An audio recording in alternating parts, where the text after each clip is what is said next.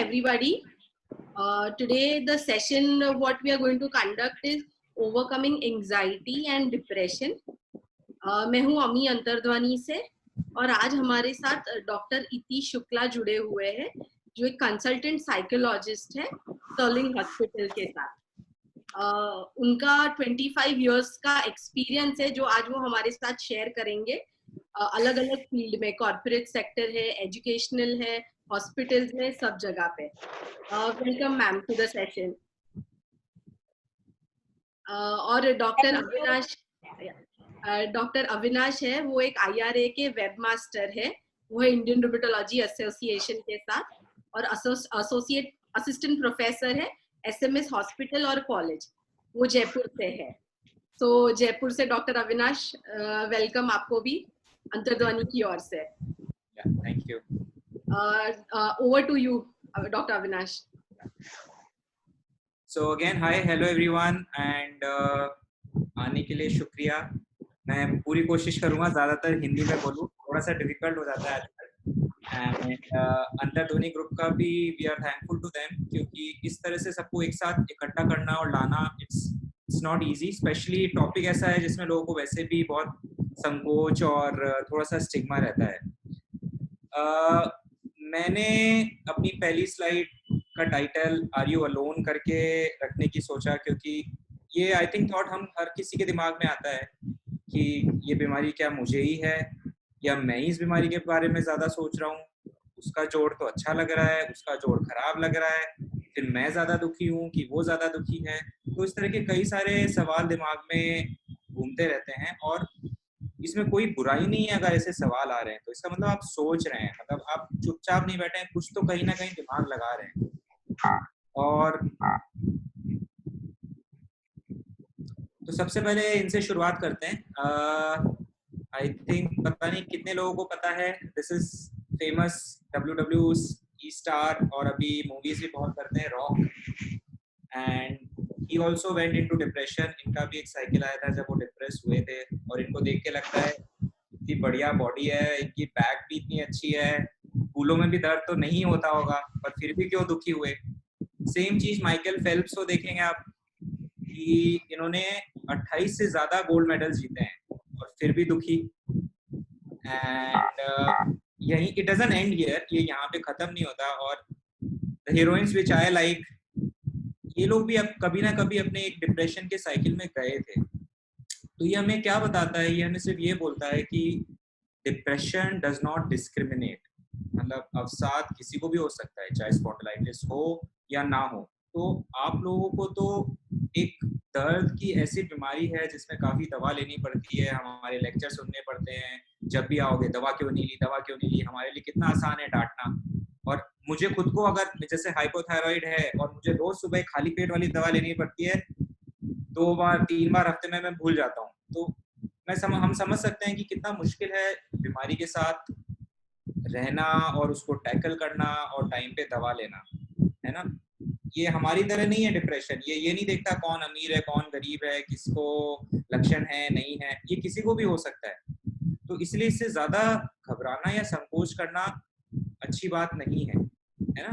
तो एक बहुत बढ़िया लाइन है कि it's okay to be not okay. अगर आप ठीक नहीं हैं तो कोई बात नहीं, ठीक नहीं है तो ठीक नहीं है. हमें एक्सेप्ट करना ज्यादा जरूरी है ताकि हम इसको बेहतर कर सके.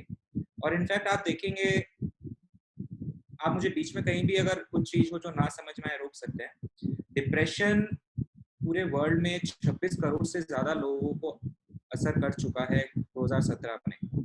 और सुसाइड का एक बहुत अहम कारण है डिप्रेशन. और डिप्रेशन कई कारणों से हो सकता है, बिना किसी बीमारी के भी लोग डिप्रेस हो सकते हैं कई वजह से. और बीमारी तो एक अपने आप में एक रीजन है जो डिप्रेशन के रेट्स भी बढ़ा देती है. और आप एनकाइलोजिंग स्पॉन्डिलाइटिस के चार्ट्स देखेंगे, ये हो सकता है, वो हो सकता है, ये हो सकता है, यहाँ लाल वहाँ लाल, और मन में डर बढ़ जाता है. पर कोई भी ये जो दिमाग में कीड़ा घूमता रहता है इसकी बात नहीं करता. इस पे किसी ने निशान नहीं लगाया कि यार ऊपर का भी एक अपना माला है जो गड़बड़ हो सकता है, खराब हो सकता है. और दिमाग में सवाल आता है कि मैं ही क्यों भीग रहा हूँ. पर आपको इसको अपॉर्चुनिटी में बदलना है। बारिश हो रही है तो हम मौसम एंजॉय भी तो कर सकते हैं, हम चाय पकौड़े खा सकते हैं, ठीक है। तो गलती आई वुड से कि सिर्फ आपकी नहीं है, हम लोग भी अपने बिजी अपॉइंटमेंट में इतनी जल्दी जल्दी मरीजों को देखते हैं, और 10 मिनट अगर हम एक्स्ट्रा आपके साथ व्यतीत करें, आपकी बातें सुने, तो बहुत फर्क पड़ेगा और इसको हम बहुत आसानी से कंट्रोल कर सकते हैं। ऐसी चीज नहीं है जो कंट्रोल नहीं की जा सकती। आप देखेंगे कि पूरी दुनिया में इसका डेटा भी चारों तरफ लोग करते रहते हैं। कुछ लोग कहते हैं कि 100 अगर गठिया एंकाइलोजिंग स्पॉन्डिलाइटिस के मरीज हैं तो उनमें से 6 को डिप्रेशन हो सकता है। कुछ सीरीज में तो इतना भी मिला है कि 66% लोगों को डिप्रेशन हो सकता है। ऑन एन एवरेज 1/3 लोगों को डिप्रेशन या एंजाइटी की प्रॉब्लम आ सकती है। और ये ऐसा नहीं कि अगर आ गई तो जिंदगी भर चलेगी या बहुत लंबी चलेगी। कुछ लोगों में कुछ समय के लिए रहेगी, फिर ठीक हो जाएगी, या हो सकता है वापस आ जाए। ये भी देखा गया है कि शायद फीमेल्स में ज़्यादा कॉमन है। तो आम जनता से अगर कंपेयर करें तो आपको लगभग 1.5 गुना या 1.7 टाइम्स चांस ज़्यादा है कि आपको डिप्रेशन या एंजाइटी हो। तो इसीलिए ये डिप्रेशन और एंजाइटी क्या है, इसके क्या लक्षण हो सकते हैं, इसके बारे में आप और डिटेल में जानेंगे मैम से, लेकिन इसको समझना ज़रूरी है। और हर छोटी चीज़ डिप्रेशन भी नहीं होती। थोड़ा सा मूड खराब हुआ, अच्छा मैं डिप्रेस्ड हूँ क्या, ऐसा भी नहीं होता। तो इसलिए इसको समझना बहुत ज़रूरी है। ये होता क्यों है, मतलब क्या कारण है कि ये जो एंकाइलोजिंग स्पॉन्डिलाइटिस वाली बीमारी है, इसमें लोगों को बाकी हेल्दी कंट्रोल से थोड़ा सा डिप्रेशन ज़्यादा देखा गया है। इसलिए कि वो शादीशुदा है, या इसलिए कि मेल हैं, फीमेल हैं, या गरीब हैं, अमीर हैं, या शिक्षा का स्तर अलग है। तो एक इम्पॉर्टेंट कारण ज्यादातर लोगों में जो मिला है और स्टडीज में मिला है, वो रोग गतिविधि, मतलब डिजीज कितना एक्टिव है। तो ये एक अच्छी चीज है। क्यों? क्योंकि आजकल इतनी अच्छी दवाइयां आ गई हैं कि इस मेजर फैक्टर को हम कंट्रोल कर सकते हैं। बस जरूरत क्या है कि हम नियमित रूप से दवा लेते रहें और कुछ कुछ जो हम आपको ओपीडी कंसल्टेशन में समझाते हैं उस पर ध्यान दें। तो इसको हम बहुत अच्छे से कंट्रोल कर सकते हैं। ये चीज तो मैं भी नहीं कंट्रोल कर सकता, आप भी नहीं कर सकते, ये तो जो है सो है। और उसी तरह कितना आपका आपकी लाइफ पे कंट्रोल है, आप कितने सोशली एक्टिव हैं, ये भी बहुत इंपॉर्टेंट चीजें हैं। अगर आप अपने को अकेले रख लेंगे और उसे मिक्सअप नहीं होंगे तो डिप्रेशन के चांस बढ़ सकते हैं। आई थिंक आपने ये शब्द सुना होगा बास्फी करके। कई बार हम ये करते हैं ये देखने के लिए कि आपका स्पॉन्डिलाइटिस कितना सीवियर है। तो ये भी एक इम्पोर्टेंट भूमिका निभाता है। आप दुखी भी हो सकते हैं, इरिटेबल हो सकते हैं, सुबह पहले स्पेशली जब इतनी स्टिफनेस बढ़ जाती है, आराम से थक जाते हैं, और कई बार ऐसा लगता है कि एक पल तो सब कुछ अच्छा था और अचानक से अब क्या हो गया, जैसे कोई आपको रिमोट कंट्रोल कर रहा हो। सोने में भी दिक्कत हो सकती है, भूख की परेशानी, और कई ऐसी चीजें हैं जिनके बारे में और आगे हम डिस्कस करेंगे, जो शायद ये कह सकता है कि एक बार आपको आपके डॉक्टर के साथ या साइकोलॉजिस्ट के साथ थोड़ा समय व्यतीत करना पड़ेगा। पर एक चीज ध्यान रखिए, मूड स्विंग्स होना या थोड़े बहुत उतार चढ़ाव, इमोशनल फ्लक्चुएशंस होने का मतलब ये नहीं कि आप डिप्रेस्ड हैं। तो इसीलिए कई बार बहुत ज्यादा भी अपन ज्ञान प्राप्त कर लेते हैं और उससे बात करते हैं तो कई बार लगने लगता है कि मैं भी बीमार हूँ। पर हर हर हर इमोशन बीमारी नहीं है। It's good to be emotional, but ज्यादा इम्पोर्टेंट क्या है कि हम इस डिप्रेशन, इस एंजाइटी, इन सब शब्दों से घबराएं नहीं, है ना। और ये स्वाभाविक है, अगर थोड़ा आपको तनाव आता है तो बीमारी की चिंता सब किसी को होती है। अपने को काम करना है, परिवार के बारे में सोचते हैं, मन में ये डर होता है कि बच्चों में आएगी कि नहीं, इतने एक्सपेंसेस हैं और दुनिया भर की कई चीजें हैं, दवाइयों के साइड इफेक्ट्स, इतनी सारी चीजें हैं। पर एक चीज क्या अच्छी है कि इनमें से काफी सारी चीजें हम कंट्रोल कर सकते हैं। दवाइयों के क्या साइड इफेक्ट हैं आप हमसे पूछ सकते हैं, हम उसको चेक भी करते हैं, मॉनिटर भी करते हैं, क्योंकि ये सबसे आम है। कोई भी नई चीज होती है अपने को ये डर रहता है कि दवा की वजह से तो नहीं है। तो ये सारी चीजें ऐसी हैं, इनमें से कुछ जो हम कंट्रोल कर सकते हैं। तो मुझे एक लाइन और अच्छी लगी जब मैं ये प्रिपेयर कर रहा था कि depression is a prison where you are both suffering prisoner and the cruel jailer. मतलब आप कैदी भी आप हैं और आपके ऊपर डंडा लगाने वाला जो जेलर है वो भी आप हैं। तो यानी कि आपके हाथ में छड़ी है, आप इसे कंट्रोल कर सकते हैं, क्योंकि आप ही आप खुद के मालिक हैं, जैसे वो कहते हैं ना you are your own architect, या आप अपनी गाड़ी के खुद ड्राइवर हैं, आप उसको जैसे चाहे जहाँ चाहे कोशिश कर सकते हैं ले जाने की। आपको चला के कहीं और जाना है जा सकते हैं। और लड़ना क्यों ज़रूरी है? क्योंकि एक तो थकान दूर करनी है, अपने को अपनी एफिकेसी इम्प्रूव करनी है, तो इसीलिए इस बीमारी, डिप्रेशन, एंजाइटी से लड़ना बहुत आवश्यक है। नहीं तो क्या होगा, हम इस लूप में फंस जाएंगे, थकते रहेंगे, बीमारी बढ़ती रहेगी, डिप्रेस होते रहेंगे और यहीं घूमते रह जाएंगे, और लाइफ में ऐसा मन, निरस सा मन हो जाएगा। तो हम इसको तोड़ सकते हैं अलग अलग लेवल पे, हमारी मदद से, दोस्तों की मदद से, साइकोलॉजिस्ट की मदद से, है ना। तो इसलिए सबसे ज्यादा जरूरी क्या है, अगर हम बीमारी समझ लें क्या है तो हम इसको कंट्रोल कर सकते हैं। क्योंकि लोगों ने क्या देखा है कि 76 से 85% लोगों को उनके जो इस बीमारी है उसका उपचार नहीं मिल पाता, और इतने सारे लोगों को अगर उपचार मिल जाए तो उनकी लाइफ बेटर हो सकती है। और ये एक सबसे बड़ा वो है कि साइकेट्रिस्ट जैसे ही बोल दिया कि आप एक बार थोड़ा समय साइकेट्रिस्ट या साइकोलॉजिस्ट के साथ व्यतीत करें, तो दवा तो छोड़ेगा ही, और डॉक्टर को भी छोड़ेगा, और वहां से निकल, रिलेटिव बोलेंगे नहीं तो यार ये तो पागलों के डॉक्टर के पास भेज रहा है, बट ऐसा नहीं है। इनफैक्ट कई बार मुझे भी लगता है कि मुझे भी जाके बैठना चाहिए, कुछ सेशंस करने चाहिए उनके साथ, क्योंकि हर किसी को कई तरह की एंजाइटी और इश्यूज रहते ही हैं। तो इसीलिए संकोच बिल्कुल भी नहीं करना है, ना डरना है, इसको अंदर बैठा के नहीं रखना है आपको।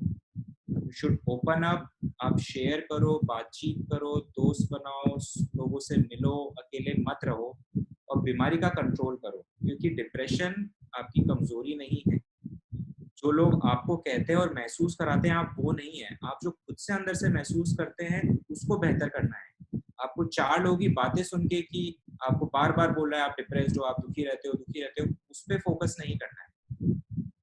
बीमारी हम कंट्रोल करवाएंगे, दवाइयाँ कैसे लेनी है, क्यों लेनी है, कितनी लंबी लेनी है, ये सब चीज में हम आपकी मदद करेंगे। दवाइयों के क्या साइड इफेक्ट्स हैं, क्या नहीं है, इसमें हम आपको मदद करेंगे, क्योंकि आजकल दवाइयाँ बहुत है। योगा और एरोबिक्स बहुत ज़रूरी है, अब तो पूरी दुनिया इसकी इम्पोर्टेंस समझ रही है, और ये डिप्रेशन से भी फाइट करने में हेल्प करता है। लोग चूहों पे एक्सपेरिमेंट कर रहे हैं अब योगा और एरोबिक्स से, तो हम तो आदमी हैं, हमें तो अपनाना ही चाहिए। ठीक है, तो बीमारी को, दवाइयों को अपना बेस्ट फ्रेंड्स बनाएं।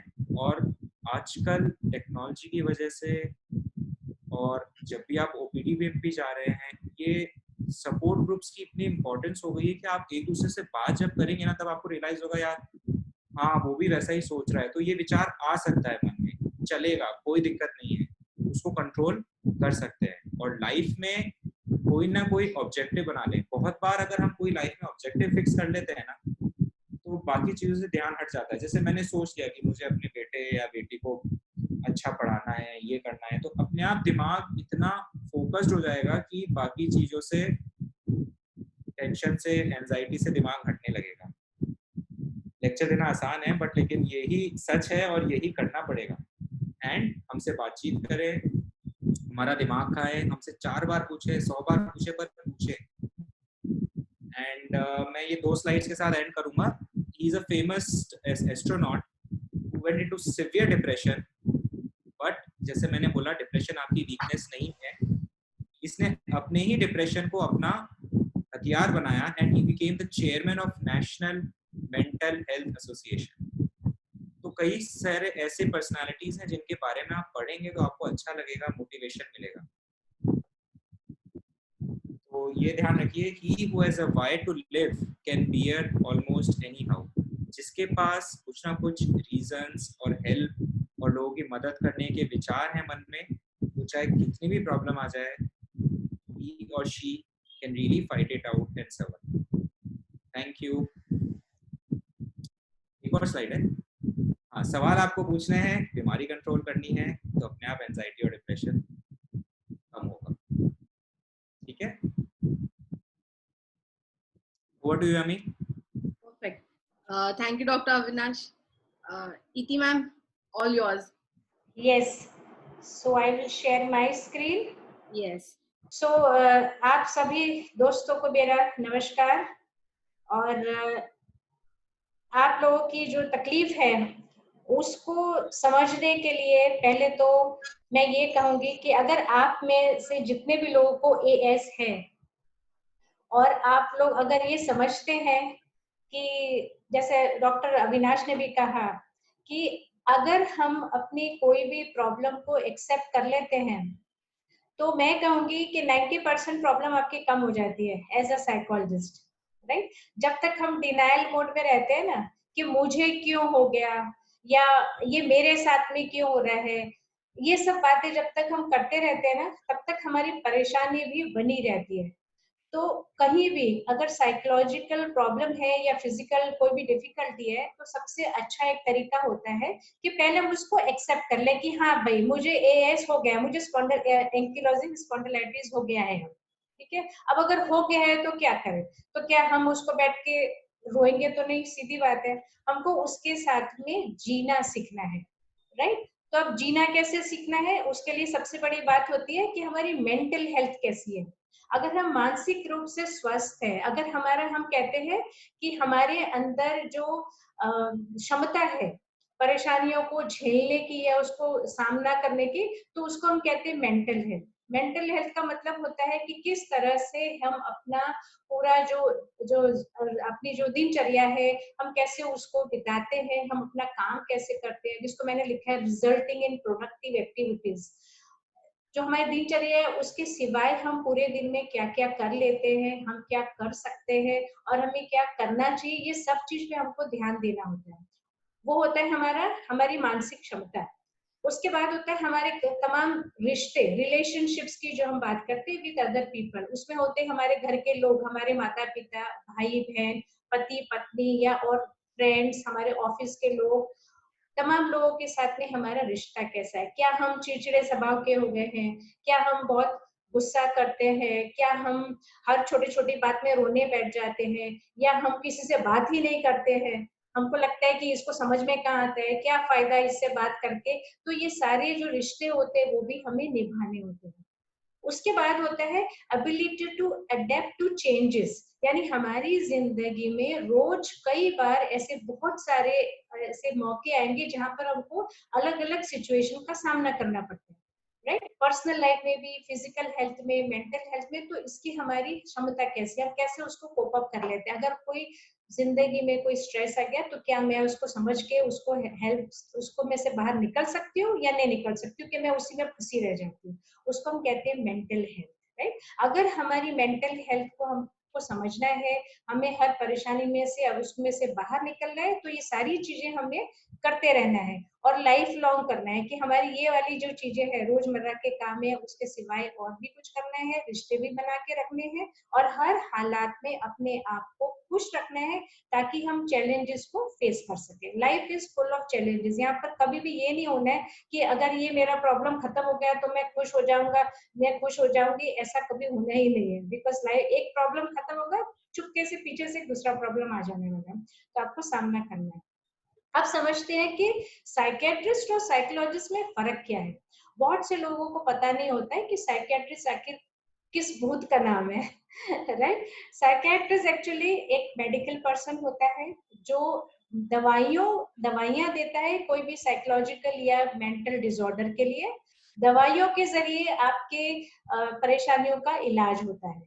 और जो साइकोलॉजिस्ट होता है वो टॉक थेरेपी करता है, जिसे हम आमतौर पे कहते हैं काउंसलिंग या साइकोथेरेपी। इसमें साइकोलॉजिस्ट, जैसे कि मैं हूँ, मैं एक साइकोलॉजिस्ट हूँ, तो मैं कभी भी दवाइयां नहीं प्रिस्क्राइब करूंगी, लेकिन अगर किसी को एंजाइटी है, डिप्रेशन है, तो हम उसके इमोशंस को समझने की कोशिश करते हैं, उसकी अंडरलाइंग हेल्थ प्रॉब्लम्स क्या है, उसकी डिफिकल्टी कहाँ से शुरू हुई थी, क्या खाली स्पॉन्डिलाइटिस होने के बाद उसकी परेशानियां शुरू हुई या पहले से भी उसको कोई साइकोलॉजिकल इश्यूज थे, हम उसको स्टडी करते हैं। और कई बार कोई जरूरी नहीं है कि आपको एएस है इसलिए आपको एंजाइटी हो रही है, इसलिए आपको डिप्रेशन हो रहा है। कई मेरे पास तो ऐसे ढेरों केसेस आते हैं जिनको सब कुछ है, जैसे डॉक्टर अविनाश ने कहा दुनिया भर के सारे सुख उपलब्ध है, लेकिन उसके बावजूद वो उनको डिप्रेशन है, उसके बावजूद उनको एंजाइटी है। तो कोई भी किसी भी तरह की परेशानी होती है, एज ए साइकोलॉजिस्ट हम उसको टॉक थेरेपी या काउंसलिंग के जरिए उसे व्यक्ति को या जिस पर्सन को है उसे हम हेल्प करते हैं।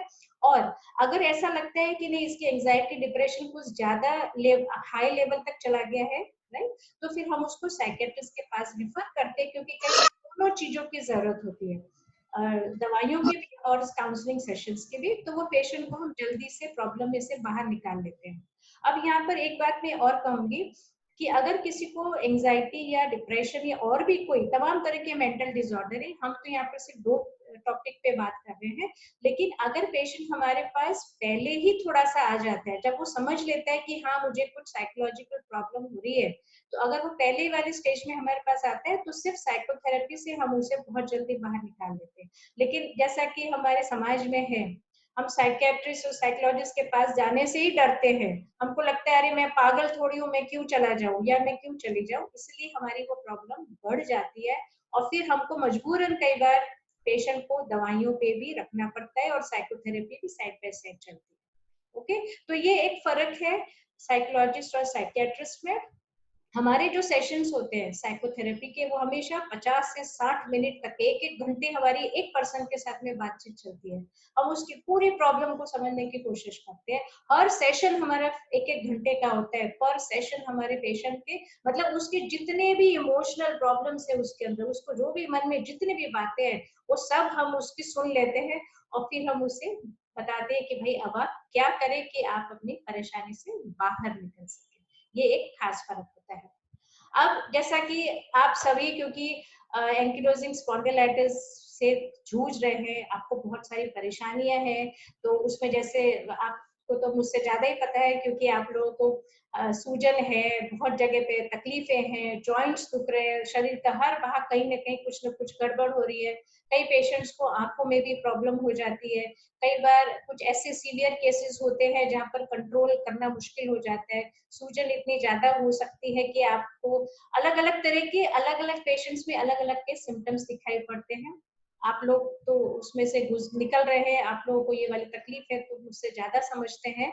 लेकिन थकान लग रही है, सूजन बहुत है, दर्द हो रहा है और ये पूरा दिन आपको सताता रहता है। जैसे कहते हैं ना, मतलब कुछ करने की इच्छा ही नहीं होती है क्योंकि थकान सी रहती है हमेशा। फटीग जिसको हम कहते हैं, फुल बॉडी एग्जॉशन, वो इतना ज्यादा हो जाता है कि आपको नींद आने में दिक्कत होना एक कॉमन कंप्लेन होता है। और बहुत सारे पेशेंट का ये कॉमन कंप्लेन होता है कि उनकी थकान कभी निकलती नहीं है। जैसे वो रात को 10 बजे से लेकर सुबह के 8 बजे तक सो रहे हैं, लेकिन जब उठे हैं तो उनको थकान उतनी की उतनी ही रहती है। तो अब ये प्रॉब्लम्स है। और ये भी बहुत तकलीफ वाली बात है कि कई बार बड़ी छोटी उम्र में लोगों को ये एंकिलोजिंग स्पॉन्डिलाइटिस एएस हो जाता है। तो उसकी वजह से नेचुरली उनकी पढ़ाई लिखाई, जॉब, हर जगह पे बहुत सारी तकलीफें होती हैं। और कई बार ऐसी भी तकलीफें होती होगी कि घर वाले समझ नहीं पाते हैं, उनको लगता है वही क्या हर वक्त थकान थकान हो रही है इनको, राइट। तो ये है तकलीफें, अब इसका तो क्या करें। और इसका कोई ऑप्शन तो है नहीं। जैसा मैंने बिगनिंग में ही कहा कि अगर आप अपनी इस तकलीफ को एक्सेप्ट कर लेते कि हाँ भाई अब ये मुझे हो गया है और मैं उसके साथ में अगर जीना सीख लूं तो जिंदगी शायद आसान हो जाएगी। और डॉक्टर अविनाश ने बहुत सही से कहा कि अगर आप दवाइयां ले रहे हैं तो आपके कुछ सिम्टम्स को तो वहां पर रोका जा सकता है कि एटलीस्ट कम से कम उसको बेरेबल, जैसे हम कहते हैं ना कि आपके दर्द भी हो रहा है, सूजन भी है, तो आप उसके साथ में भी बहुत सारे काम करते रहिए, क्योंकि आपके पास मैं कहूंगी शायद ऑप्शन नहीं है, तो करना पड़ेगा। अब हम चलेंगे कि ये साइकोलॉजिकल सिम्टम्स क्या है, आखिर हम समझे कैसे कि हाँ मुझे सच में डिप्रेशन हो गया है या मुझे सच में एंजाइटी की तरफ मेरा जो जो प्रोसेस है वो एंजाइटी और डिप्रेशन की तरफ जा रहा है दिमाग, तो उसको हमें रोकना है। तो हमको समझना पड़ेगा कि इसके सिम्टम्स क्या है, चिन्ह क्या है उसके, कि हम अपने आप को समझ लें।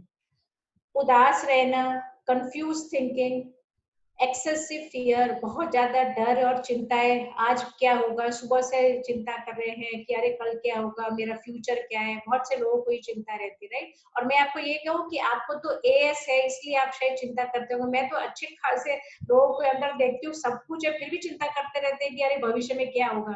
मैं कहूँ कि भविष्य में क्या होगा वो तो जाने दीजिए, अगले 1 घंटे में क्या होना है वो हमको भी पता नहीं होता है, राइट। लेकिन लोग अपने भविष्य की चिंता कर करके अपने आज खराब कर देते हैं।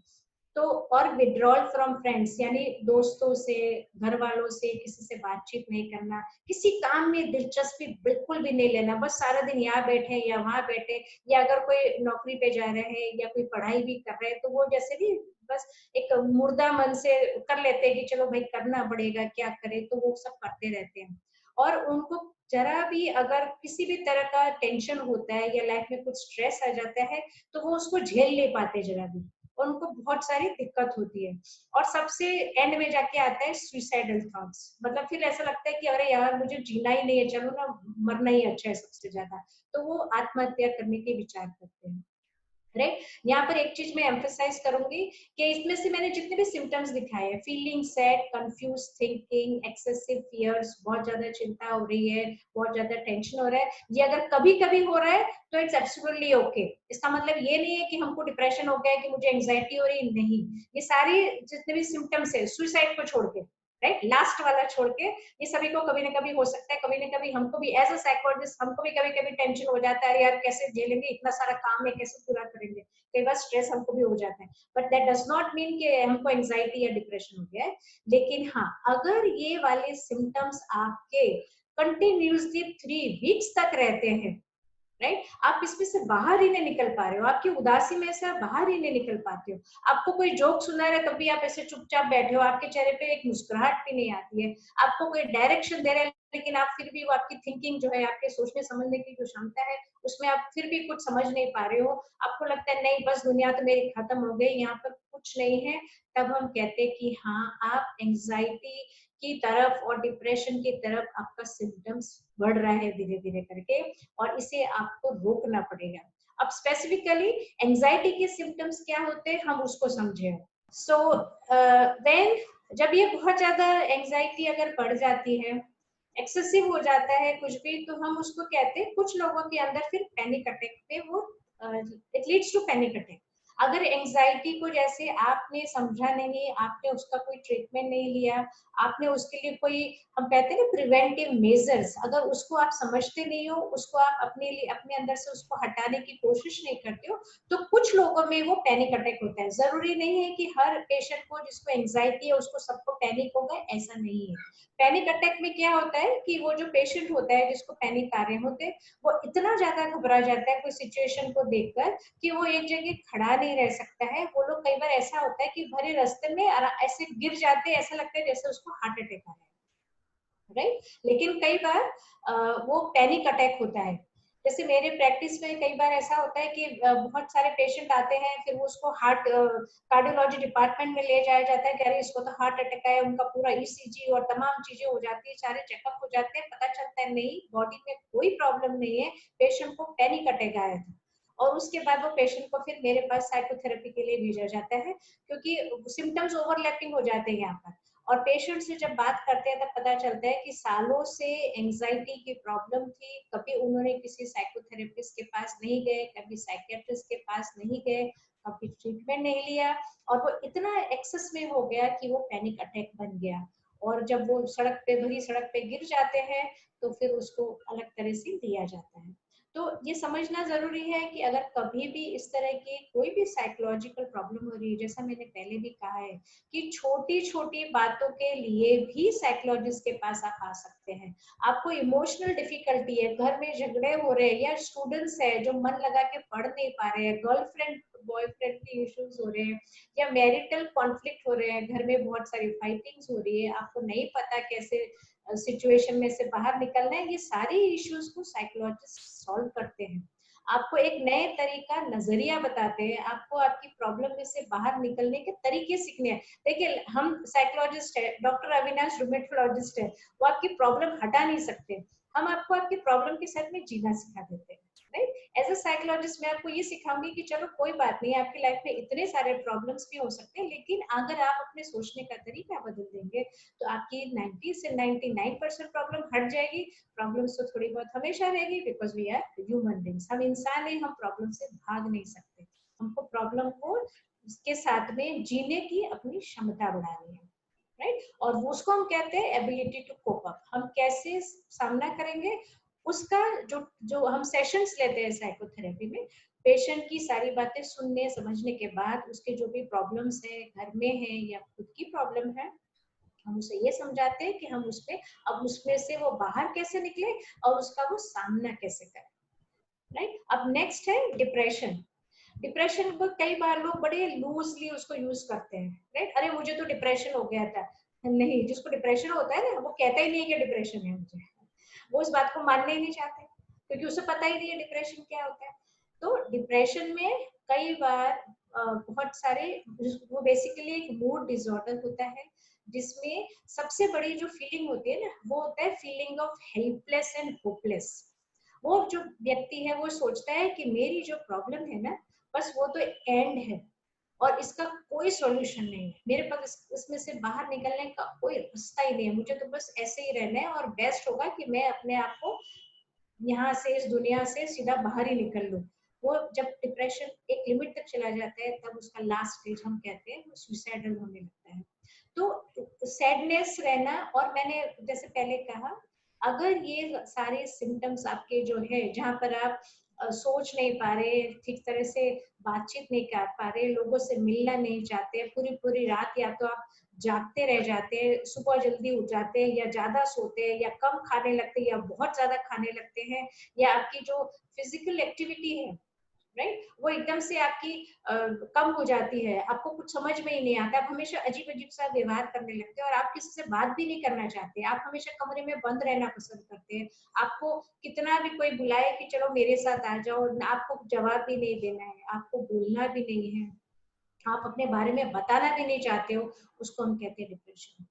वंस इन अ वाइल हो गया है, कोई बात नहीं है, लेकिन अगर ये सिम्टम्स आपके लगातार 7, 10 और 3 वीक्स तक आपको लग रहा है कि आप उसमें से बाहर ही नहीं निकल पा रहे हो, आपको कुछ करना ही नहीं है, तो आई विल से प्लीज भागिए सीधा डॉक्टर के पास, दौड़ जाइए। जैसे आप अगर अपने पेट दर्द के लिए, बुखार के लिए अगर आप अपने डॉक्टर के पास चले जाते हैं, देखिए 2 दिन तो सभी घर का इलाज करते हैं, राइट। हम हमेशा 2 दिन अपने घर का कुछ ना कुछ लगा लेते हैं कि नहीं नहीं इससे बुखार चला जाएगा, नहीं नहीं इससे पेट दर्द चला जाएगा, पर तीसरे दिन तो हम डॉक्टर के पास चले जाते हैं। मैं यहाँ पर बहुत एम्फोसाइज करूंगी कि जब इधर गड़बड़ होती है तो डॉक्टर के पास क्यों नहीं जाते हैं, राइट। 3 सप्ताह हो रहे हैं और फिर भी आप डॉक्टर के पास नहीं जा रहे हैं, तो फिर आप बहुत लेट कर देते हैं। ओके, तो जब भी आपको लग रहा है कि नहीं 2 दिन हो गया, 4 दिन हो गया, 5 दिन हो गया, अब तो मैंने साइकोलॉजिस्ट के पास चले ही जाना है, क्योंकि आपको आपकी प्रॉब्लम में से बाहर निकलने का तरीका आपके डॉक्टर आपको बताएंगे। तो हम कहेंगे कि चलो डिप्रेशन में से कई बार जो इस तरह का डिप्रेशन होता है ना, जो बिगिनिंग वाले स्टेज में होता है, तो हमको कई बार किसी साइकियाट्रिस्ट की जरूरत ही नहीं पड़ती, हम उसको दवाइयां लेने की जरूरत नहीं पड़ती। लेकिन अगर पेशेंट मेरे पास लास्ट स्टेज में आए, जब वो कह रहा है कि मैम मैं तो बस यहाँ से ना सीधा मरने का ही प्लान है मेरा, मैंने तो आज ऐसा कुछ ना कुछ कर ही लेना है कि मेरी जिंदगी खत्म होने लगता, मुझे इमीडिएटली उसको बोलना पड़ता है, बंदे मैं तो तुझे यहाँ से भेजूंगी नहीं, मैंने पहले तुमको साइकियाट्रिस्ट से मिलवाना है, तुम्हें दवाई देनी है, तुम्हारे किसी रिलेटिव को यहाँ बुलाना है, उसके बाद मैंने तुम्हें मेरा ये ऑफिस छोड़ के जाने देना है, क्योंकि भरोसा नहीं होता उस पेशेंट को।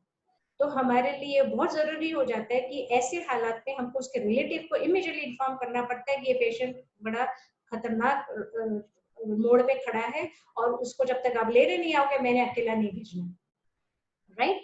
वैसे मैं आपको ये भी बता दूं कि जब हमारे पास कोई पेशेंट आता है तो हमारा एथिक्स होता है, हम आपकी सारी बातें सिर्फ मेरे पास रहती है, कोई कहीं लिखना नहीं होता है, किसी को बताना नहीं होता है, मैंने आपकी कोई बात किसी से शेयर नहीं करनी होती, कॉन्फिडेंशियलिटी हम कहते हैं उसे। आपका जो विश्वास साइकोलॉजिस्ट के साथ में बना है या साइकोलॉजिस्ट के साथ में बना है तो हम उसे किसी को नहीं बताते हैं। लेकिन अगर आप ये कह रहे हैं कि मैंने आत्महत्या करनी है, तो फिर मुझे ये बात आपके घर वालों को बतानी पड़ती है, राइट। अदरवाइज आपकी सारी बातें, जो भी आपके मन में उतार चढ़ाव, जो भी आपकी इमोशनल, पर्सनल, जो भी आपकी कोई भी किसी भी तरह की परेशानियां है, वो सिर्फ हमारे पास रहती है, हम उसे किसी को कभी शेयर नहीं करते, नेवर, राइट। तो ये विश्वास रखिए कि अगर आप किसी साइकोलॉजिस्ट से बात कर रहे हैं या साइकेट्रिस्ट से बात कर रहे हैं तो उसने आपके किसी को कुछ नहीं बताया।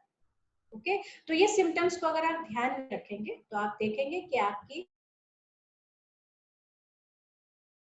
में से बाहर निकल सकते हैं। अगर आप बिल्कुल सही सलामत चल रहे हैं, आपके घर में किसी को ऐसा कुछ हो रहा है, तो प्लीज उनको समझाइए कि डॉक्टर के पास चले जाने।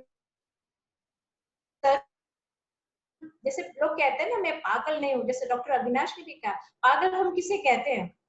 वो तो बहुत लास्ट स्टेज होता है, जब हम देखते हैं रास्ते पे लोग अजीब तरह से व्यवहार करके ऐसे अकेले अकेले चले जा रहे हैं, समझ में नहीं आता, तब वो वाली स्टेज एक्सट्रीम में होती है। वरना कोई साइकोलॉजी का पेशेंट पागल नहीं होता है, कोई भी साइकेट्रिक डिसऑर्डर पागलपन में नहीं जाता है अगर आप उसका प्रिवेंटिव मेजर्स ले लेते हैं, राइट। अब थोड़े से प्रैक्टिकल टिप्स हैं यहाँ पर कि आप करें क्या, राइट। आपको एएस है, एएस की वजह से अगर आप डिफिकल्टी सिचुएशन में जा रहे हैं, उसकी वजह से आप एंजाइटी और डिप्रेशन में जा रहे हैं, तो हर प्रॉब्लम का एक सबसे आसान तरीका होता है, अपना एक रेगुलर रूटीन तो बना ही लीजिए। अगर आपकी लाइफ में डिसिप्लिन नहीं है तो उसको डिसिप्लिन लाना पड़ेगा आपको। ये नहीं कि आपका मन नहीं हो रहा है तो आप सुबह 10 बजे तक पढ़े, आपका मन नहीं हो रहा है तो रात को 4 बजे तक बैठ के टीवी देख रहे हैं या व्हाट्सएप पे चैटिंग कर रहे हैं। ये सब आदतें छोड़नी पड़ती है, अपना एक रूटीन बनाना पड़ता है कि मुझे नींद आए या नहीं है, मैंने 10 बजे सो जाना है या 11 बजे, वो आप पे निर्भर करता है आपको क्या करना है। सुबह आपको लेट में लेट भी अगर उठना है तो आपको 7 बजे उठ जाना चाहिए। थोड़ा तो देखना चाहिए कि सूर्योदय जो होता है हमारा 6:30-7 बजे के बीच में होता है, तो कभी कभी उसको भी देख लेना चाहिए, अच्छा होता है आपकी सेहत के लिए। एक रेगुलर रूटीन बनाइए, और रूटीन में एक्सरसाइज करनी है।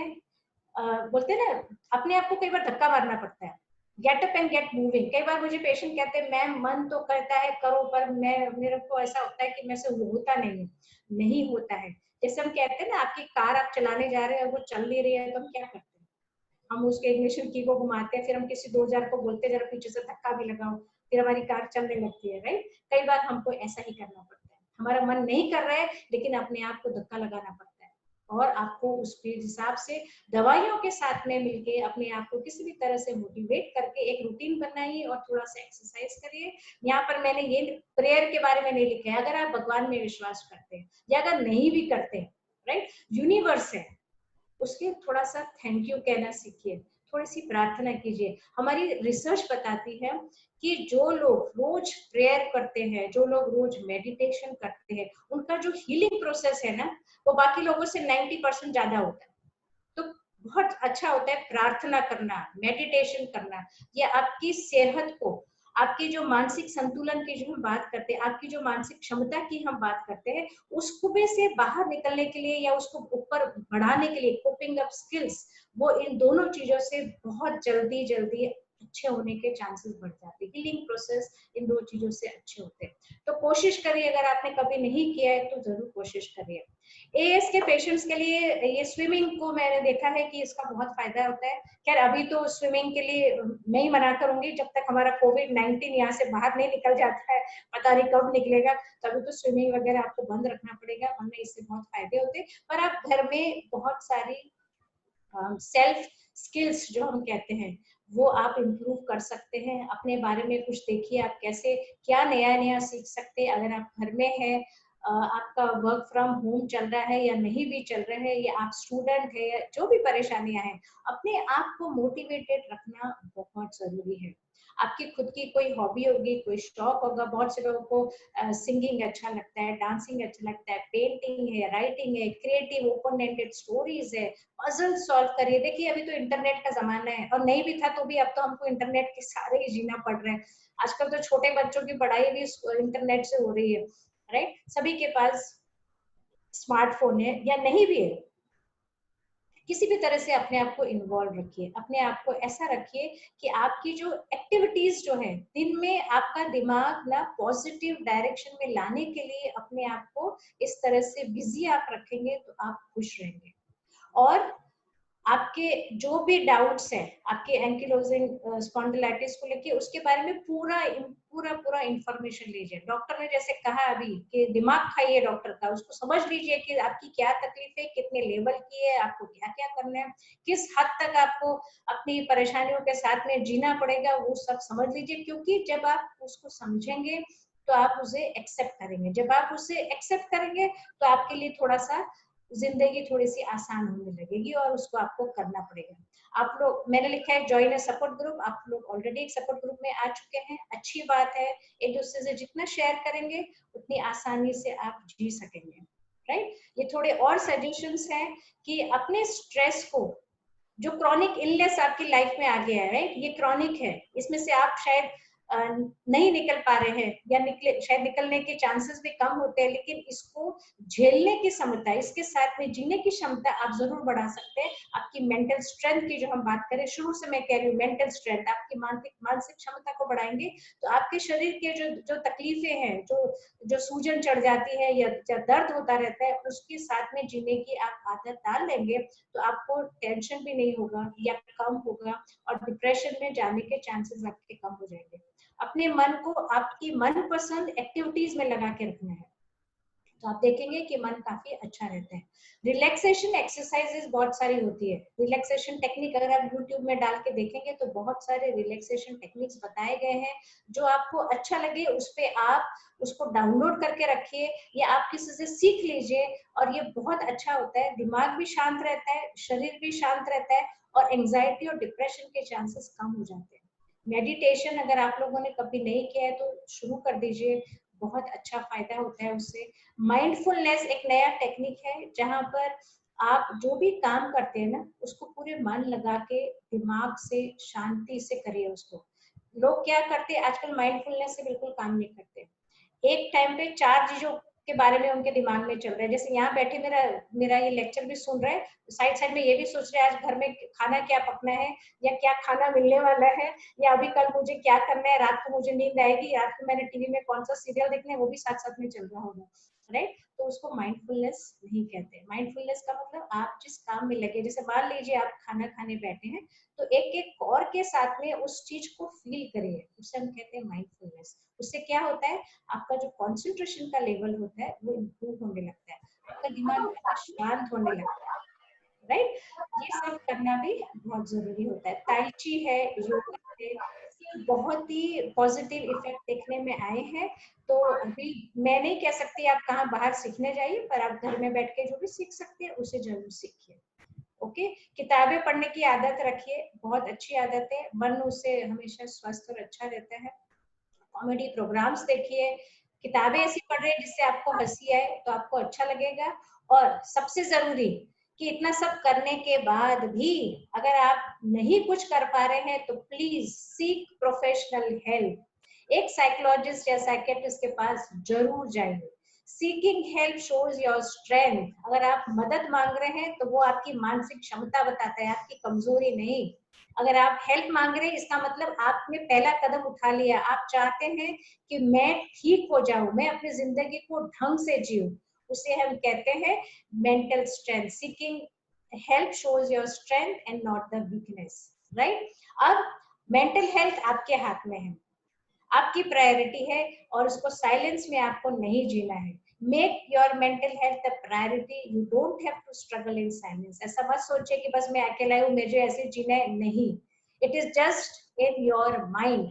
इसको एज अ चैलेंज लीजिए एंड डेफिनेटली आप एंजाइटी और डिप्रेशन के चक्कर में कभी नहीं आएंगे, चाहे आपके एएस के सिम्टम्स कितने भी सीवियर क्यों ना हो, आपको कितना भी दर्द हो रहा हो, कितना भी आपको नींद नहीं आ रही है, घबराहट हो रही है, लेकिन बावजूद उसके आप जी लेंगे, राइट।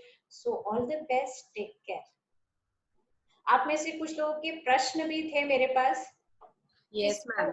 हाँ ma'am, the first question is, participants में भी किसी के क्वेश्चन हो तो प्लीज आप चैट पे लिख लीजिए, मैं डॉक्टर इति से पूछ लेती हूँ। Ma'am, there was a participant who had asked a question, वो एंकिलोजिंग स्पॉन्डिलाइटिस के पेशेंट है। हाँ। और he feels that he is having anxiety. तो how is he supposed to inform his family कि भाई मुझे anxiety का कुछ हो रहा है, या how will he identify कि भाई? Yes, पहले ये समझना है कि सच में उसको एंजाइटी है भी क्या, कि उसने खुद ने अपने मन में ऐसे लगा के रखा हुआ है। देखो मैंने इसलिए सिम्टम्स यहाँ पर बहुत क्लियरली बताया है कि एंजाइटी के सिम्टम्स क्या है, और ये सारे सिम्टम्स अगर 3 वीक से ज्यादा चल रहे हैं या उससे ज्यादा है तो ही हम कहेंगे उसे एंजाइटी है, राइट। तो फैमिली को समझाना होता है। देखिए family education is very important. आपके घर वालों को ये समझना पड़ेगा कि आप एंजाइटी वाले दौर से गुजर रहे हो and there is nothing to worry. अगर आप उससे समझते हैं तो आप धीरे धीरे करके रियलिटी में आने की कोशिश करें कि ठीक है कोई बात नहीं है, एंजाइटी एक इतना बड़ा कोई भूत नहीं है जिसमें से आप बाहर नहीं निकल सकते। राइट, आप कोशिश करेंगे कि ओके मुझे देखिए, पहले तो होता है कि अगर आप किसी आप जिस एरिया में रहते हैं वहां पर अगर कोई साइकोलॉजिस्ट या साइकेट्रिस्ट है या आपके जो कंसल्टिंग रूमेटोलॉजिस्ट है, आप उनसे भी बात कर सकते हैं कि आपको कंसिस्टेंटली टेंशन जैसा रहने लगे, आप इरिटेटेड रहने लगे, तो पहले ये समझने की कोशिश करिए कि इरिटेशन किस वजह से, आपके एएस की वजह से या कुछ और फैमिली में इश्यूज है, क्या आपके कोई पर्सनल इश्यूज है क्या। राइट, पहले से आपको ये सब सिम्टम था, अब एग्रीवेट हो गया क्योंकि आपको स्पॉन्डिलाइटिस भी हो गया तो आप उसको झेल नहीं पा रहे। राइट, तो कहीं पर आपको एक बैलेंस बनाना पड़ेगा कि नहीं मुझे ये प्रॉब्लम है, मुझे एक्सेप्ट करना है। मुझे अगर जैसे जॉब पे से जॉब चला गया है या आप पढ़ाई स्टूडेंट है और आप पढ़ाई नहीं कर पा रहे हैं, तो जैसा मैंने कहा है धीरे धीरे करके माइंड को रिलैक्स करना होगा, रिलैक्सेशन टेक्निक सीखना होगा, एक्सेप्ट करना होगा, फिर आप देखेंगे कि आप धीरे धीरे करके आपकी जो मेंटल स्ट्रेंथ बढ़ेगी तो आप इसमें से भी बाहर निकलने लगेंगे। और घर वालों का सपोर्ट आपको जरूर चाहिए। घर वालों को ये समझना पड़ेगा कि हाँ इसको एंजाइटी भी है, इसको एएस भी है, स्पॉन्डिलाइटिस की वजह से इसकी क्षमता थोड़ी सी कम हो रही है, तो हम इसको सपोर्ट करेंगे, हम उसे डिमोटिवेट नहीं करेंगे। पेशेंट को सिर्फ यही कहना होता है कि देखो हम आपके साथ में, घबराओ मत, जो भी हो रहा है हमें बता दो। Sharing of feelings is very important, चाहे एंजाइटी हो या डिप्रेशन हो, आपके कुछ भी हो रहा है उसे शेयर करो, और घर वालों की जिम्मेदारी हो जाती है कि वो चुपचाप सुने, उसको रिएक्ट नहीं करे। हमारे यहाँ क्या हो जाता है, अरे ठीक है ना अभी क्या हुआ उसमें, ये तो सबको होता रहता है, आप ऐसे करो वैसे करो इसमें से निकल जाओगे, क्या बेकार की बातें करते रहते हो जब देखो तब। ये नहीं कहना होता है किसी भी पेशेंट को, वो उसको तकलीफ है इसलिए, तो वो किसको मजा आता है रोते रहने में, हमें से किसी को नहीं अच्छा लगता है थके थके रहना, हमको सबको अच्छा लगता है हम नाचे गाएं बहुत सारे काम करें। राइट, अगर वो नहीं कर पा रहे हैं मतलब उसे जेन्युइन डिफिकल्टी है, तो घर वालों को उसका साथ दें। राइट। इस पर I would like to add one line जो मुझे हमेशा अच्छी लगती है कि Yes, जैसे इंडियन वुमेन की जब शादी होती है तो वो सिर्फ हस्बैंड से शादी नहीं कर रही है, वो पूरे परिवार से करती है। There are lot of things yes, जो उसको ध्यान रखना पड़ता है। वैसे ही बीमारी है, बीमारी उस बंदे की अकेले की नहीं है, फैमिली की है। और इसीलिए हम कोशिश करते हैं कि एटलीस्ट पहली विजिट पे फैमिली एजुकेशन करें, उन्हीं को ही नहीं साथ में फैमिली मेंबर्स को भी पढ़ाएं, ताकि उनको पता रहे कि बीमारी में कितने इश्यूज आ सकते हैं and how they can be so supportive. So it's all about sharing, going together and accepting it. Exactly हम भी फैमिली थेरेपी इसीलिए करते हैं, पूरी फैमिली को बुलाते हैं हम भी कि एंजाइटी के सिम्टम्स क्या होते हैं, डिप्रेशन के सिम्टम्स क्या होते हैं, बॉर्डर लाइन पर्सनैलिटी डिसऑर्डर, बहुत सारे साइकोलॉजिकल डिसऑर्डर्स होते हैं, ये सब पूरी फैमिली को समझना पड़ता है, क्योंकि फिर वही उसका साथ दे के इसको इसमें से धीरे धीरे बाहर निकालते हैं। और जैसा मैंने कहा अगर सिम्टम्स बहुत सीरियस है तो ही मेडिकेशन लेना होता है, साइकेट्रिक दवाई तभी लगती है जब उसके सिम्टम्स कंट्रोल में नहीं आते हैं। अगर वो कंट्रोल में आ जाते हैं, पेशेंट अगर अलर्ट रहता है, पेशेंट अगर हमारे दिए हुए सजेशंस पे काम करना शुरू करता है, तो उसकी दवाइयों की जरूरत नहीं पड़ती इनिशियल स्टेजेस में। अगर वो बहुत ही लास्ट स्टेज में मेरे पास आया है तो फिर मेरे पास भी मजबूरी हो जाती है, मुझे उससे कहना पड़ता है कि भाई तुम दवाइयां भी खाओ और मेरी थेरेपी भी करो। Right, right.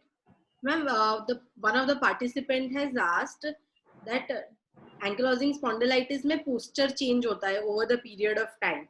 So his posture is like almost वो झुक गए हैं. हाँ. So people keep on mocking him. So due to that he feels depressed. So how to handle the situation? देखिए आपके डॉक्टर आपको बता सकते हैं कि कौन सी एक्सरसाइज इसके लिए बहुत अच्छी है। झुक गए हैं तो उन्होंने पहले से, शायद मेरा ऐसा मानना है कि उन्होंने दर्द की वजह से अपने आप को, जो हम स्ट्रेट रखने की बात करते हैं, शायद उन्होंने उस पर ध्यान नहीं दिया होगा, शायद उनको दर्द बहुत होता होगा, लेकिन इसमें फिजियोथेरेपी तो बहुत काम करती है। राइट, तो अगर आपके लिए पॉसिबल है अभी भी तो फिजियोथेरेपी स्टार्ट करवा लीजिए, अगर आपने अभी तक नहीं किया, या किसी से गाइडेंस ले लीजिए। आपके जो कंसल्टेंट रूमेटोलॉजिस्ट होंगे वही आपको बता देंगे कि आप कौन कौन सी एक्सरसाइज कर सकते हैं। राइट, जब आप एक्सरसाइज करेंगे तो ये पोस्चर है जो अपने आप पीछे चेंज होने लगेगा, तो डिप्रेशन भी, अगर सिर्फ उसकी वजह से डिप्रेशन हो रहा है तो वो डिप्रेशन ऑटोमेटिकली आपका कम होने लगेगा, लेकिन उसके लिए आपको रास्ता निकालना पड़ेगा। राइट, ये नहीं कि मैं झुकता जा रहा हूं तो मैं डिप्रेशन में और चला जा रहा हूं, नहीं। आपको अगर परेशानी है तो उसका हल निकालिए, उसका सॉल्यूशन ढूंढिए, उस परेशानी में घुस के उसको मल्टीप्लाई मत करिए। राइट, डॉक्टर के पास जाइए। Dr. Avinash, would you like to add anything in this? Yeah, so ये जो झुकाव है, जैसा मैम ने थोड़ा सा पॉइंट आउट किया, what is important to understand is हम उसमें से कितना करेक्ट कर सकते हैं। तो उससे क्या होगा, एक गोल अगर हम सेट कर देंगे पेशेंट के दिमाग में कि ये चीज़ें हम इस तरह से दवाइयों और एक्सरसाइज के थ्रू कंट्रोल कर सकते हैं, तो अपने आप एक मोटिवेशन बढ़ेगा। एंड हो सकता है टू सम एक्सटेंट कंप्लीटली ठीक हो जाए, हो सकता है थोड़ा पार्ट रह जाए, that only time, exercises and drugs will tell कि हम उसको कितना इम्प्रूव कर सकते हैं। लेकिन दिमाग में ऑब्जेक्टिव बना लिया तो we might be able to help the patient more. और बाकी हम एक्सरेज और वो करा के देखते ही हैं, हम उसमें बताते हैं कितना डैमेज है। मैं एक एग्जांपल हमेशा बहुत यूज करता हूँ कि जैसे गाड़ी का टायर है, कितना घिसा है या कितना पंचर है, ये हम देख के बताएंगे, पर गाड़ी तो गाड़ी है, आपको चलानी होगी। अब चाहे मारुति 800 हो या सामने वाले की मर्सिडीज दिख रही हो, है ना, तो हमें कभी भी वो देख के ये नहीं सोचना यार उसकी तो मर्सिडीज है, मेरी 800 है। But it's all about accepting and same thing कि एक्सेप्ट करें, इम्प्रूव करें, कंप्लायंस और अडियरेंस रखें, things will improve. Right. Next question है, दोनों डॉक्टर्स के लिए है। पेशेंट एंगलोजिंग स्पॉन्डिलाइटिस का है, he is having ankylosing spondylitis from 2 years। और फिलहाल he is visiting a psychiatrist, वो स्लीपिंग मेडिकेशन ले रहे हैं एंड एंक्लोजिंग स्पॉन्डिलाइटिस, और वो मेडिसिन मिला के 13 मेडिसिन वो पर डे ले रहे हैं। तो how to handle that situation, that how can he overcome from that in both the cases? देखिए, तो उसको है ना, मेरे हिसाब से तो दोनों डॉक्टर के बीच में कोऑर्डिनेशन होना चाहिए, साइकियाट्रिस्ट और रूमेटोलॉजिस्ट के बीच में, राइट, कि पेशेंट इस तरह की परिस्थिति में से निकल रहा है, तो हम इसकी मदद कैसे करें कि इसकी दवाइयाँ थोड़ी सी कम हो जाए और वो थोड़ा सा अपने आप को कंफर्टेबल भी फील करे। और इम्पोर्टेंट है, देखिए कई बार मैंने ये भी देखा है कि जो साइकियाट्रिस्ट होते हैं ना, वो पेशेंट की पूरी बात पे इतना सुनते नहीं है कि उसके इश्यूज क्या है, राइट। वो अपने सिम्टम्स बताएगा, जैसे मुझे नींद नहीं आ रही तो उसको नींद की दवाई दे देगा, अच्छा मुझे ये भी हो रहा है तो उसकी भी दवाई ले ले। तो ये जरूरी है कि उसके अंदर बातें क्या है, क्या चीज है जो उसे इतना डिस्टर्ब करती है कि उसे नींद नहीं आती। खाली एएस के दर्द की वजह से नींद नहीं आ रही, वो एक अलग कारण है, वो तो रूमेटोलॉजिस्ट हैंडल कर लेगा, राइट। लेकिन बाकी की क्या चीज है, क्या घर में बहुत सारे इश्यूज होते हैं इनके, तो पहले हमको उसका इमोशंस को कहीं जाके उसके भावनात्मक रूप से उसे टच करने की जरूरत है। आप देखेंगे कि उसकी प्रॉब्लम कम हो जाती है, उसको नींद भी आने लगेगी, चाहे उसके कितना भी कहीं भी शरीर के किसी भी अंग में दर्द हो रहा हो। तो उसको चाहिए कि वो साइकियाट्रिस्ट से अपने दिल की बातें खोल के कहे कि मेरे क्या क्या इश्यूज है। अगर वो साइकियाट्रिस्ट नहीं समझ पा रहे हैं तो शायद अपने रूमेटोलॉजिस्ट से बात करें या फिर वो एक साइकोथेरेपिस्ट को ढूंढे, फिर आप देखेंगे उसकी प्रॉब्लम कम हो जाती है। तो पेशेंट्स का कई बार क्या प्रॉब्लम रहता है, ये जो इमोशंस हैं ये एक बैगेज की तरह वो लेके बस घूमते रहते हैं हाँ, पीछे लटका हाँ, के। It's very right. इंपॉर्टेंट कि आप उसको खोले, बताएं। बीमारी हम देखिए कुछ जो मॉडिफाइबल फिजिकल चीजें हम लोग कंट्रोल कर लेंगे दवाइयों से, बट बाकी रूटीन, जैसे मैम ने बताया, रूटीन सेट करना। आप रात को इतनी खराब आदत है फोन लेके स्क्रीन देखते रहते हैं 10-11 बजे तक, वो आप साइड में रखें। लेट इवनिंग में कॉफी चाय स्टिमुलेंट्स ये सब ना पिए, एक्सरसाइज करें, अर्ली डिनर लें। तो ये सब छोटी छोटी चीजें हैं, और बाकी घर वालों के कई नुस्खे आपको मिल जाएंगे, पैर धोना, गर्म दूध पीना, सब जो चीज है सिंपल चीजें वो ट्राई करके देखें। समथिंग और the other thing would work, लेकिन इंपॉर्टेंट इज बैगेज लेके ना चले इमोशनल। राइट। कोई एक वजह होती है नींद न आने की, परेशान रहने की और डिप्रेशन में जाने की वजह से ये स्पॉन्डिलाइटिस नहीं होता। उसके बहुत सारे पीछे बहुत सारे बोलते हैं ना कहानियां होती है, लोगों के साथ में जुड़ी हुई होती है, उसे समझना पड़ता है और तब वो उसमें से बाहर निकल सकते हैं। Right. We will end with the last question. अभी ये जो कोरोना की सिचुएशन चल रही है, तो एक पार्टिसिपेंट का क्वेश्चन आया है पर्सनल में, that he has lost his job due to corona. So due to that he is feeling depressed. So how to handle the situation at now? Because और कहीं जॉब नहीं मिल रही है उनको। देखिए, मैं कहूंगी कि अगर कोरोना की उनका क्या मतलब जॉब प्रोफाइल क्या था, राइट, और अभी कोरोना की वजह से चला गया है, तो डिप्रेस होने के बदले उसे ये चाहिए कि वो ये देखे कि what is the next best thing, वो क्या कर सकते हैं, राइट। क्योंकि अगर जॉब, जैसे मान लीजिए अभी जैसे हमारे यहाँ जॉब की ओपनिंग्स भी शायद लिमिटेड ही हो जाएगी अभी और कुछ साल तक, तो मुझे पता नहीं कैसे चलेगा ये सब। तो डिप्रेस होने के बदले मैं ये सलाह दूंगी इनको कि ये देखे कि वो और ऐसा क्या कर सकते हैं जिससे उनकी आमदनी चलती रहे, राइट। तो डिप्रेस होके घबरा के पीछे बैठने से काम नहीं चलेगा। अपने आसपास के लोगों से मदद मांग ले या देखे कि वो उनको क्या किस तरह से, हम कहते हैं ना जब हमारे सारे रास्ते बंद हो जाते हैं तो पहले first step is to accept it कि हाँ ये मेरी प्रॉब्लम है, मेरी जॉब चली गई है। दूसरा थिंग है what are the resources available, मैं कहाँ से मदद मांग सकता हूँ, कौन मेरी मदद कर सकता है। मदद का मतलब मेरा ये नहीं है कि वो कहे कि मुझे मंथली इतना पैसा दे दो मेरा घर चलता रहेगा, नहीं। मदद से मेरा मतलब है कि मैं क्या क्या, और दूसरे मेरे पास क्या स्किल्स है, मैं क्या काम दूसरा कर सकता हूँ जिससे घर बैठ के मेरा काम चलता रहे और मेरी आमदनी होती रहे, राइट। तो डिप्रेशन को धीरे धीरे करके, और फिर जॉब की जो उसकी जो एप्लीकेशन है वो लगातार भेजते रहिए, कहीं ना कहीं उसकी ओपनिंग भी आ जाएगी। हो सकता है अभी 2-3 महीने शायद रास्ते कुछ बंद से लगे हमको, लेकिन ऐसा नहीं होता है कि हमेशा बंद रहेंगे, उसमें से बाहर निकलने के भी ऑप्शन खुल जाएंगे।